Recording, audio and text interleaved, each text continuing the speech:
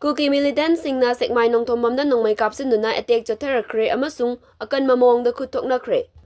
Kangpokpe district ki Failong village dagi Kuki Militant singna Sekmai Nongthombam nongmai kapsinduna landarakpadagi khul ngakpasingnasu masa ngakthokjanaba khuthankre.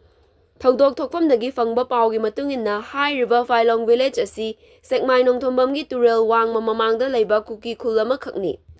Khul asiga naknana AR gi camp ama leiribani. Hairiba turel mapalda khunjasing thabak suduna leirambadagi khanghaudana Kuki khutlai paibasingna atat akham leitana nongmai kapsilakpa aduda mi painaduna chenkhatnarakhi.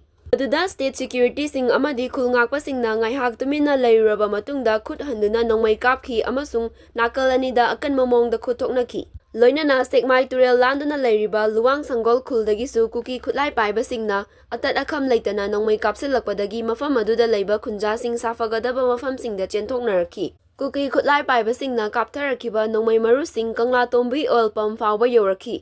Mafam adugi miyamsing mipainaba pokhi hairi.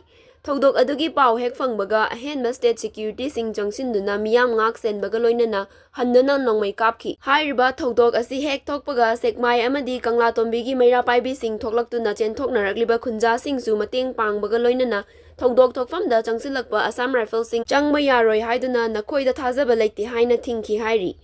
Panmayabadi AR camp kanaknana leiriba luwang sanggol Kuki khul asida Kuki khutlai paibasing thomjinduna matam kayagi mamangdagi pairaga leire haibasi khangna Manipur lengakna tanthokhtana leibadagi ngasi maitai khulsingna nongmai kapsinduna landarakpani.